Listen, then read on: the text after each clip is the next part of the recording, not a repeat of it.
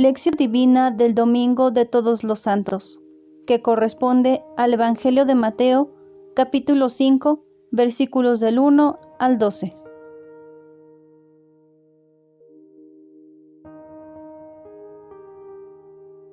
Señor, tú que nos invitas a la bienaventuranza y a la dicha de la felicidad, y nos muestras el camino para llegar a ella, te pedimos que nos envíes el don del Espíritu Santo para que nos ayude e ilumine a través de tu palabra a llegar al conocimiento de la verdad plena que eres tú mismo en nuestra vida. Y esto nos ayude a tener un corazón misericordioso como el tuyo. Te lo pedimos por Jesucristo nuestro Señor.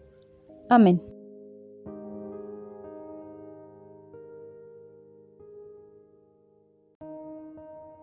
Del Santo Evangelio según San Mateo.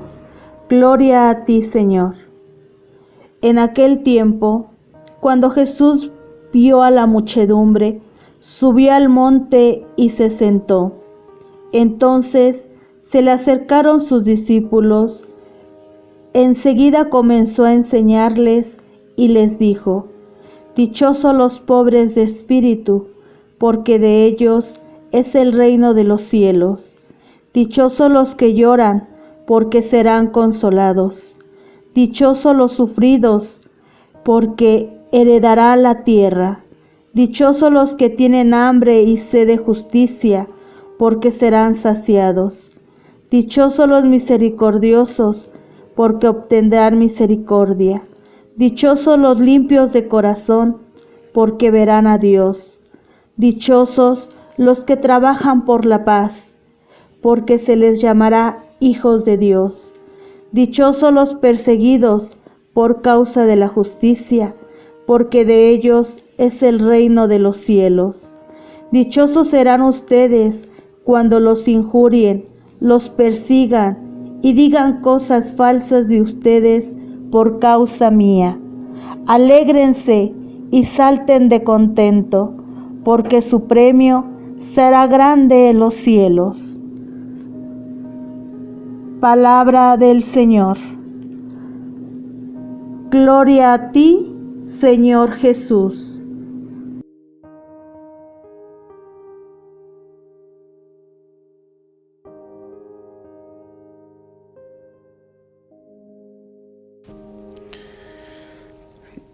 Pasamos al momento de entrar en el texto. Estamos en el primer domingo del mes de noviembre, que coincide con la solemnidad de Todos los Santos. Podríamos decir, es el domingo de Todos los Santos. Y se nos pone el texto de las bienaventuranzas. Es muy interesante que vayamos a la palabra en griego, que es Makarios, que se podría traducir como benditos, felices, dichosos o bienaventurados. Entonces, cualquiera de esas palabras las podríamos ocupar. Podríamos decir bienaventurados, benditos, felices, dichosos. Sería correcto. Entonces, estas bienaventuranzas, o esta manera de llamar felices o dichosos a las personas, se presentan como todo un proyecto de vida, como un camino. Y bueno, vamos a ir como al texto. Primero dice el texto que subió al monte. Mateo sitúa este discurso de Jesús en algún lugar de las colinas que bordean el lago de Tiberíades. Eso, no obstante, habla de un monte para recordar al monte Sinaí, donde Moisés había recibido la ley. Podemos confrontar Éxodo 19.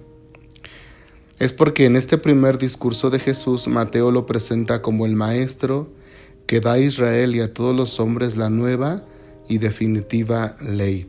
Entonces podemos decir que las bienaventuranzas serán una propuesta que complementa, que que amplía el significado o la vivencia de los mandamientos, que ya todos los conocemos desde el catecismo. Moisés es el que recibió esto en el monte Sinaí. Ahora Jesús, igual en un monte, hablará de las bienaventuranzas. Entonces, esto es muy interesante que lo tomemos en cuenta. Decíamos pues que entonces la palabra Macarios es también felices, dichosos, bienaventurados. Felices, este primer párrafo nos presenta al nuevo pueblo de Dios, a quien le ha sido dada la ley. No olvidemos que para la Biblia la ley no solo son los mandamientos, sino también las intervenciones y declaraciones de Dios que han hecho de Israel su propio pueblo, llamado a realizar una misión en el mundo. La ley había sido dada a los hijos de Abraham y de Israel, a los que Moisés había sacado de Egipto. Muchos textos decían: feliz tú, Israel, bienaventurado tú, Israel. Es decir, tienes mucha suerte de haber sido elegido. Y es un gran privilegio para ti ser el pueblo de Dios entre todos los pueblos de la tierra. Feliz tú, porque a ti se te ha confiado Dios sus palabras. Pueden confrontar Deuteronomio 33:29 o el Salmo 144:15. Y de ahí que de entrada el Evangelio nos hable de otro pueblo de Dios que también será bienaventurado, dichoso. Ya no es el pueblo de las 12 tribus con su tierra, su lengua, sus fronteras y sus ambiciones nacionales, sino que es el pueblo de aquellos que Dios buscará en medio de todas las naciones. Una visión más universalista, más católica. ¿Y quiénes son los elegidos que deben considerarse muy felices por tal llamado?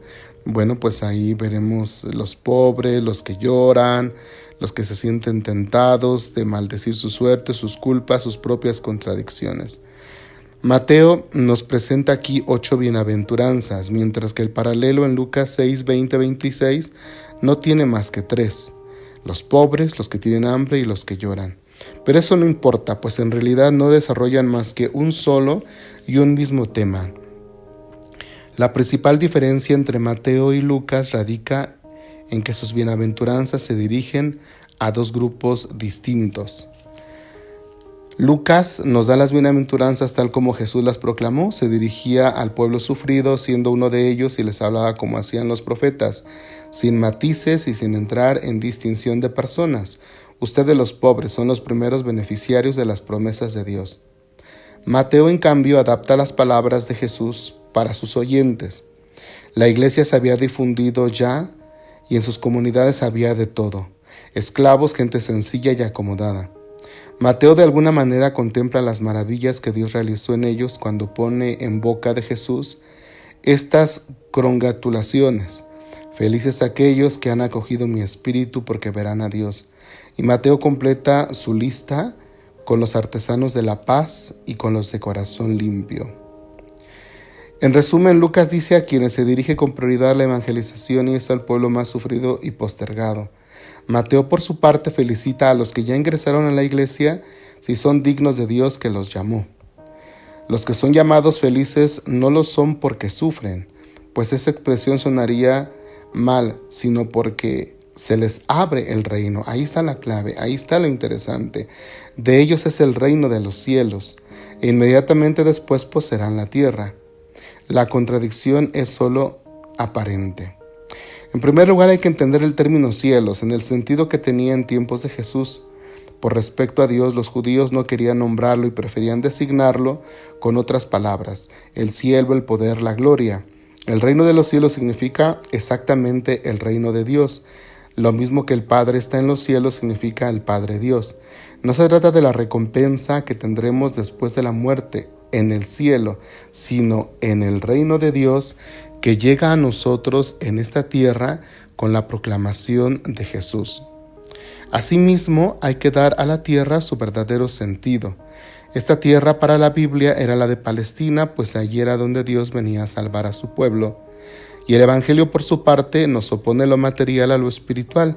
Efectivamente, el término espiritual no figura en ninguna parte del Evangelio.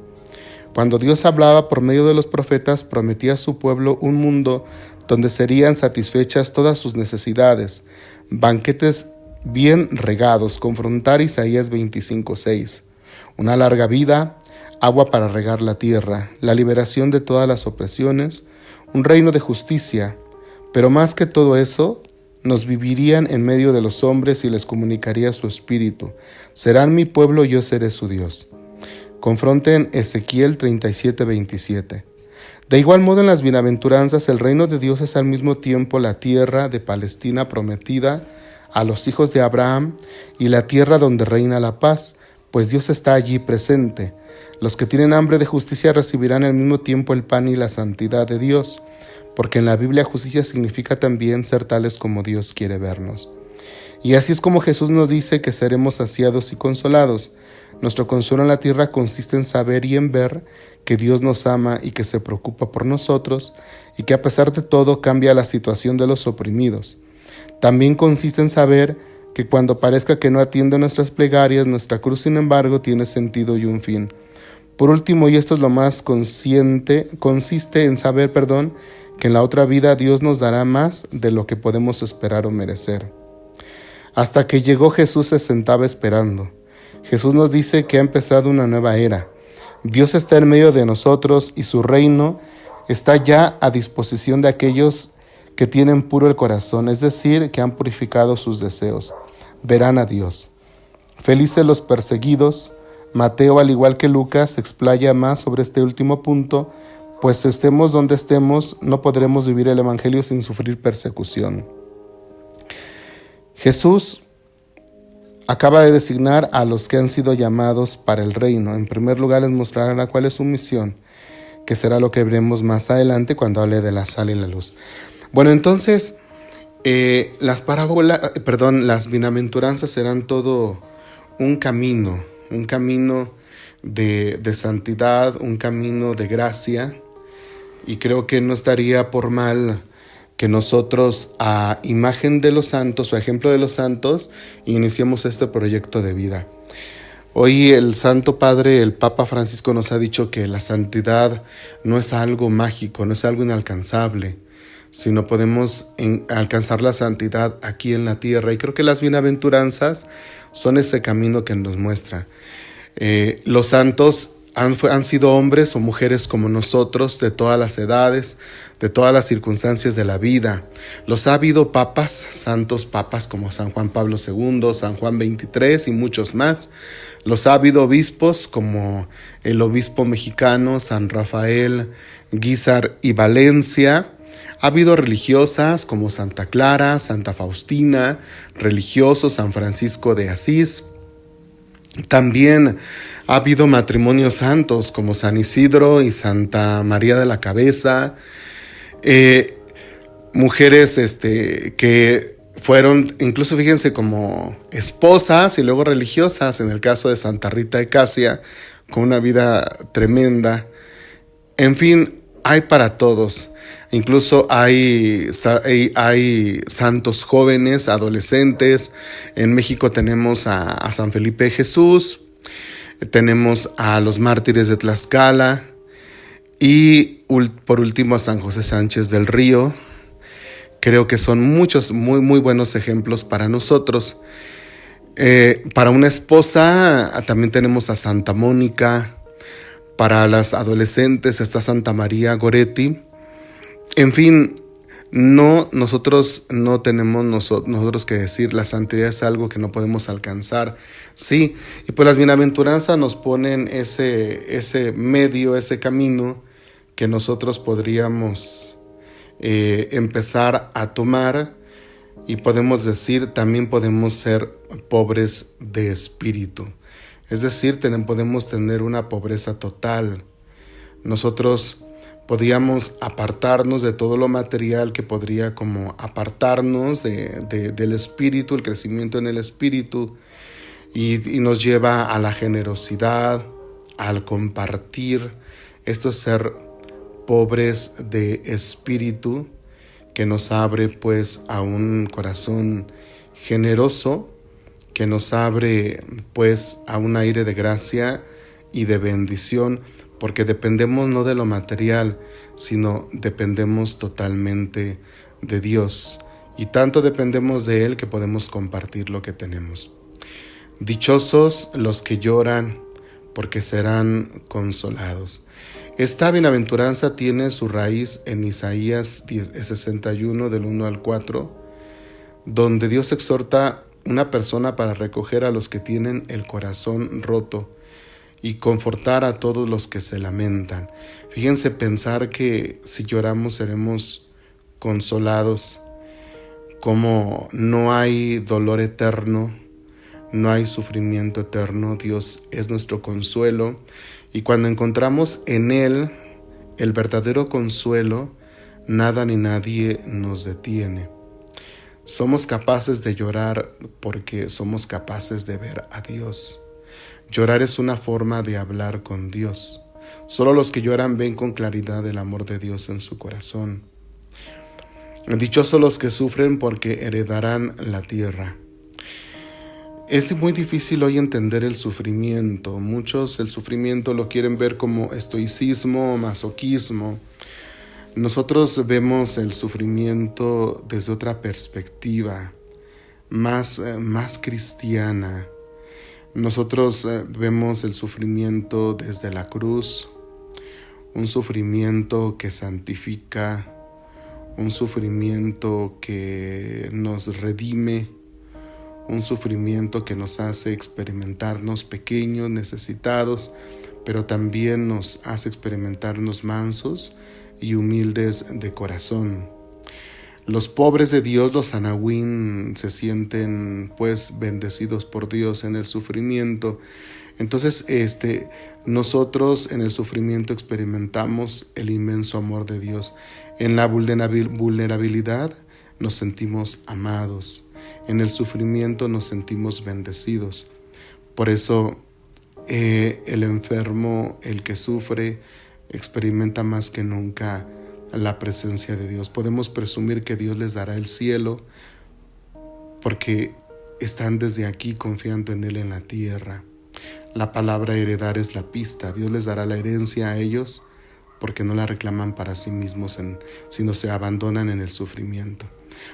Bienaventurados los que tienen hambre y sed de justicia.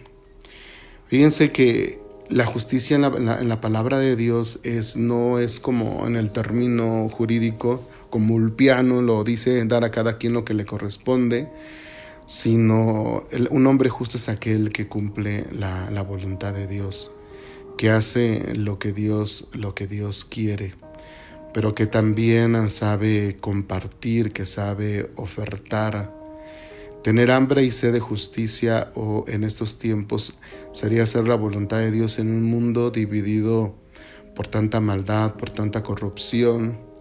Sería ser testimonio en el compartir, en la generosidad, en el querer ofertar, en el querer luchar por tener un mundo distinto, pero un mundo distinto no desde el plano político, donde hay manipulación, sino desde el plano del reino de los cielos, donde la dignidad se defiende, porque somos hijos de Dios y donde se vive la verdadera fraternidad. Entonces podríamos decir, bienaventurados los que son capaces de adecuar su espíritu a lo que Dios y el prójimo están reclamando para este mundo.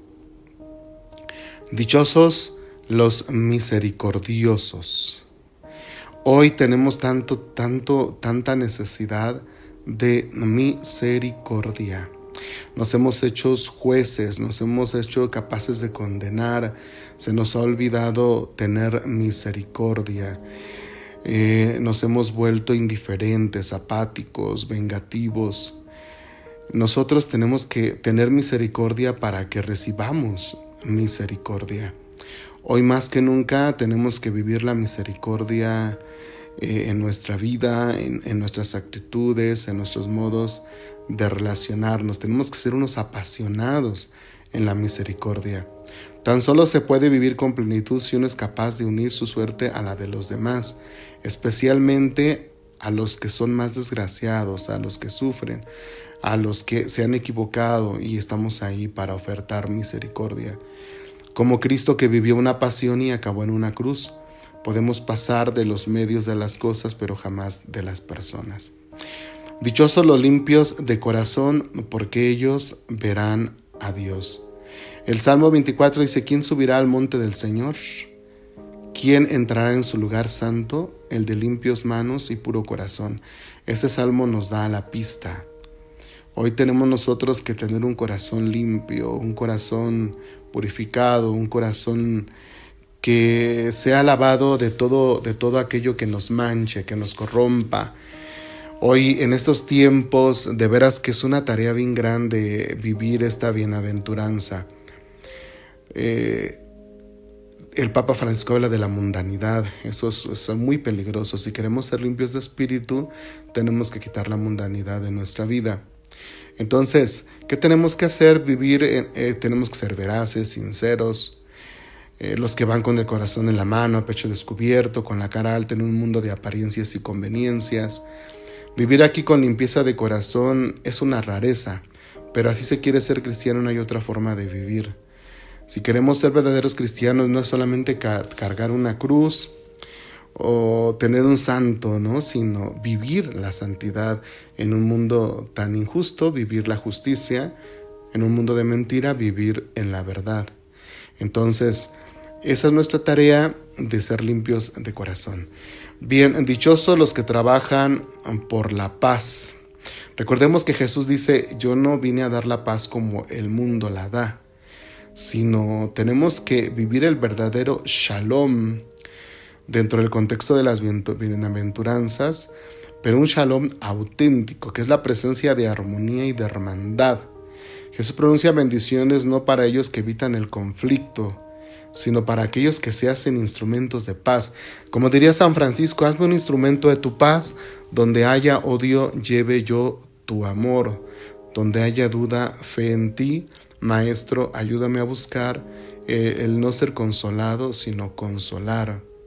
Creo que Francisco de Asís sería un modelo de vivir esta verdadera paz. Teresa de Calcuta y tantos hombres y mujeres que han sido verdaderos trabajadores de la paz.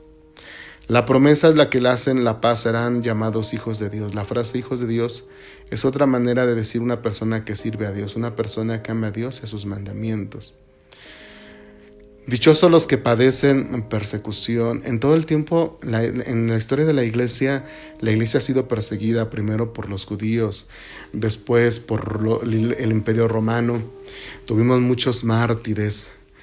Y en estos tiempos, ha habido también muchas persecuciones en México en tiempo de los cristeros. En estos tiempos estamos viendo una persecución espantosa, tremenda, que creo que hoy más que nunca tenemos que confiar en Dios. Si experimentamos persecución, debemos preguntarnos si es porque hemos actuado justamente o si simplemente hemos sido ofensivos. Tenemos nosotros que pensar si somos perseguidos por apostar a la vida, por apostarle a la dignidad de los hijos de Dios, por apostarle al proyecto de Dios. Si entonces vivimos esa persecución por cumplir el proyecto de Dios, entonces seremos dichosos. Dichosos serán ustedes cuando los injurien, los persigan y digan cosas falsas a ustedes por causa mía. Alégrense y salten de contento porque su premio será grande en los cielos. Fíjense, para los que hemos vivido estas situaciones de injuria, de persecución, hoy la novedad es no te frustres, no te achiques, al contrario, alégrate y salta de contento. ¿Se dan cuenta? Esto parece contradictorio. A ver, estoy siendo perseguido, estoy siendo calumniado y tú me quieres que me alegre. Pues esa es la invitación, o sea, no podemos quedarnos estancados ahí, sino el Señor quiere que sigamos con la cabeza en alto, que nosotros sigamos viviendo aún en la persecución, la confianza en Dios. Muchos profetas fueron perseguidos, calumniados, traicionados por sus propios amigos como Jeremías, el mismo Jesús por Judas Iscariote, pero si ni eso los detuvo. Entonces, si vivimos de acuerdo a estas bienaventuranzas, estaremos en armonía con nuestra fe. Pidámosle pues a Dios, hermanos, que entonces caminemos en esta dirección de las bienaventuranzas y en este contexto de la solemnidad de todos los santos. ¿Es posible alcanzar la santidad? Sí, ya los santos que fueron hombres y mujeres de su tiempo nos muestran que podemos ser nosotros también santos en nuestro tiempo, en nuestras circunstancias. Y pues bueno, creo que en este día que se nos invita a mirar a la Iglesia Celestial como modelo, como nuestros intercesores, y el día de mañana miraremos a la Iglesia Purgante, nos invita también a nosotros como Iglesia Peregrina a ubicarnos en este contexto de vivir la comunión de los santos, la comunión de la Iglesia, fíjense, mirando como modelo la Iglesia Celestial, los santos como modelo de vida, pero también orando, intercediendo por la Iglesia Purgante, por nuestros difuntos. Somos nosotros la Iglesia Peregrina, este estadio de la Iglesia en que nos movemos y que tenemos mucho por hacer, mucho por trabajar, y pidámosle a Dios que como Iglesia Peregrina sigamos caminando, sigamos glorificando, y recuerden, sintámonos dichosos, porque Dios está de nuestra parte, porque Dios camina con nosotros, porque Dios es el que nos conoce. Y bueno, nada más quisiera dejar algunas preguntas para nosotros. A ver, la primera es: como cristiano me siento dichoso aún en el sufrimiento. Como cristiano me siento bienaventurado en mi enfermedad, en mi ancianidad. Como cristiano me siento feliz aún en medio de calumnias y persecuciones. Me siento amado y bendecido. Pues que estas preguntas nos ayuden a ver qué tanto estamos viviendo el proyecto de las bienaventuranzas en nuestra vida. Y pues pidámosle al Espíritu Santo que nos ayude a vivir este proyecto que Dios tiene para nosotros. Bueno, pues esperemos que estos elementos, algo tan sobrio, nos ayude a preparar nuestra lección divina. Saludos a todos, que el Señor los colme de bendiciones y los llene de su santo amor y que sean muy felices.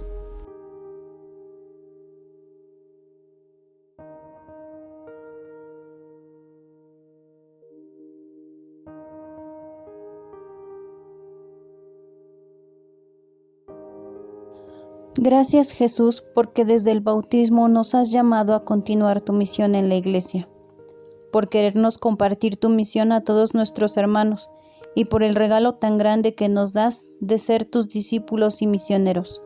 Por eso te damos gracias, Señor. Perdónanos por las ocasiones que no hemos sido fieles al llamado que nos has hecho y por no dar testimonio de nuestro bautismo, por las veces que hemos descuidado nuestra encomienda de ser verdaderos discípulos y por las ocasiones que no hemos dado la mano a nuestros hermanos necesitados. Por eso te pedimos perdón. Perdón, Señor, perdón.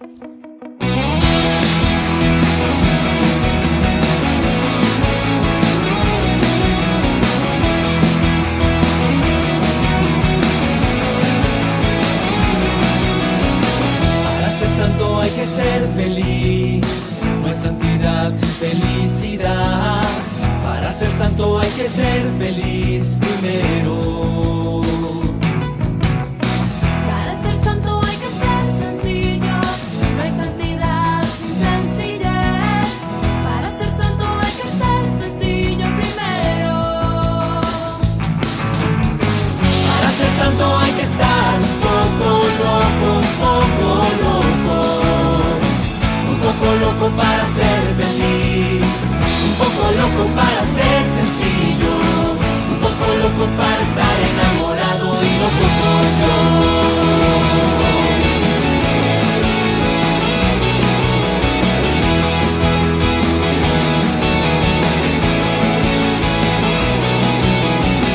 Para ser santo hay que dar amor, no hay santidad si no hay amor. Para ser santo hay que dar mucho amor primero. Para ser santo hay que obedecer, no hay santidad sin obediencia. Para ser santo hay que obedecer primero. Para ser santo hay que hacerse como un niño para ser santo. Y un poco loco para dar amor, un poco loco para obedecer, un poco loco para estar enamorado y loco por Dios.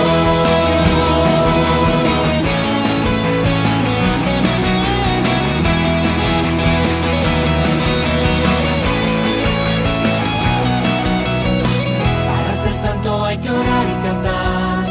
No hay santidad sin oración. Para ser santo hay que orar y cantar primero.